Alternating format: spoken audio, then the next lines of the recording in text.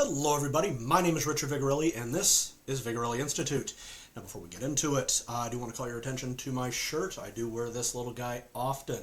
This is available for sale on my website, vimandvigorelli.com. Lots of other stuff there. Got my artwork up there for my books. My books also. Go ahead and check that out. Now, on to today's video.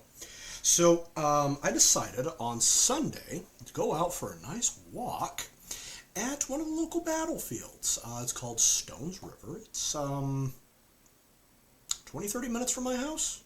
It's actually nice. Great place to walk around. Saw some deer. Absolutely gorgeous. And I always pop into the gift shop to see what they've got. They had this thing. So I was thumbing around in it and reading a little bit.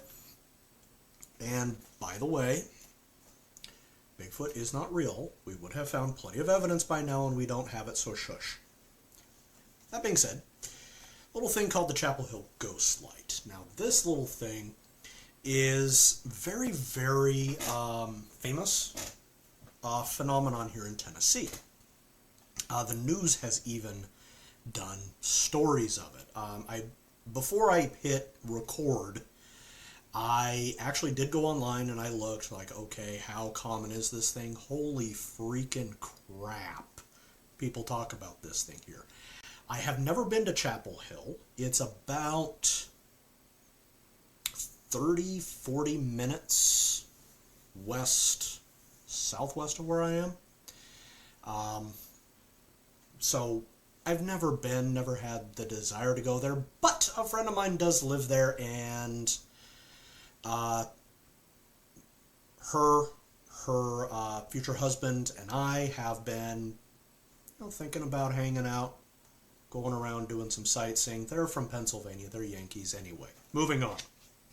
So, according to the Chapel Hill Ghost Light, this is supposed to be the spirit of a signalman who did something stupid one night and wandered out onto the rails in driving rain. There was a steam locomotive coming up, and he was going, hey, slow down. Why didn't he move? Why is it people always stand there? Why is it whenever there's this thing falling or chasing, like it's not smart enough to follow you, why are you running in a straight line? Just turn. Get out of the way. I don't get it. That's me. Anyway, I also looked it up here in my old haunted handbook, and it is off of exit 59 Alpha on I-65. And the turn point is on 6 miles, Horton Highway. I had it marked. Turn right, second, Lawrence Avenue, on Lawrence Avenue, Depot, and okay. So, this has it on Depot Street. Now, I also did a little bit of digging, and I found a website. It is LyleRussell.net. He's a podcaster here in Tennessee. Go ahead and check him out. Thank you very much, Lyle, for your assistance. This is on the Louisville and Nashville line, and right now it's used primarily as shipping for stuff. Okay, just a freight line now. People here in the States, we don't travel by rail. We have cars. Sorry. Okay. So this takes place, according to him, on Logue Street. Okay?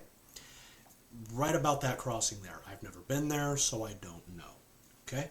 Now, people will say that in order to activate this thing, all you have to do is sometime at night, or right as it's getting dark, you go to about Depot Logue Street area, I guess it is. You pick a spot and you stand in the middle of the tracks. Hopefully there's nothing going chugga chugga coming at you. And you wait. You just keep an eye. And you're supposed to see this light. It'll activate, start moving towards you in kind of a bouncing fashion, and if you stay there long enough, according to this book, it will pass right through you. Okay.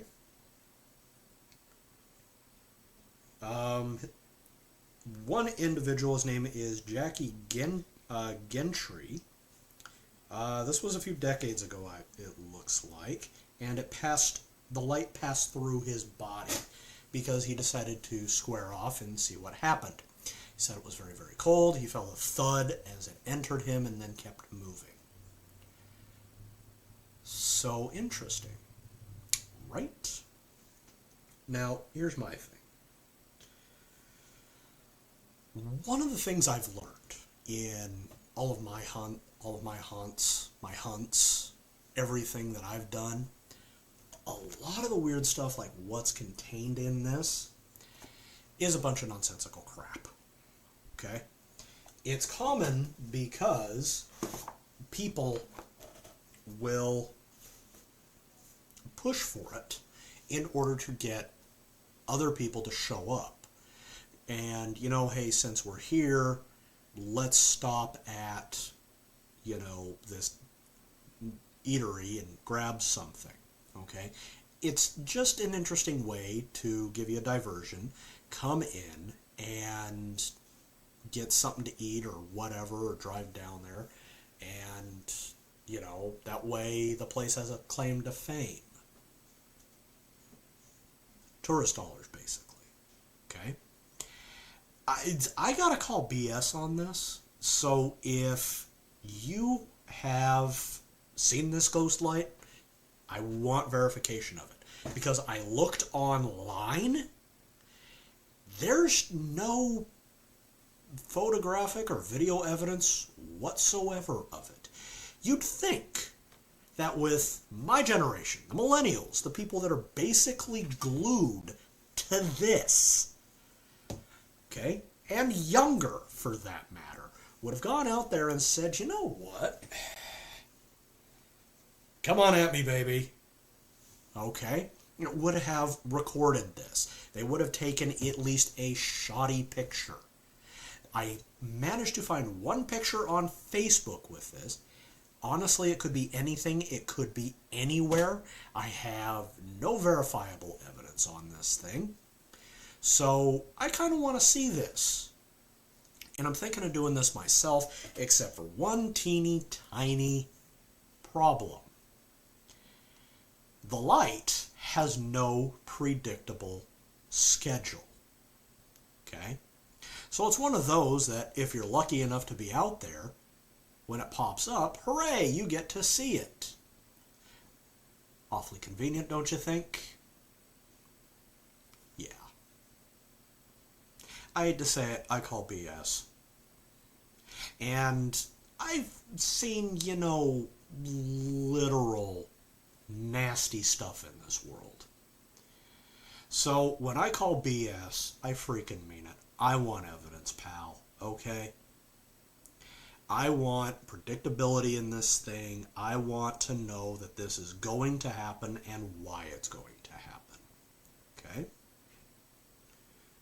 So, yes, a haunting does require certain things to be there for the haunting to activate.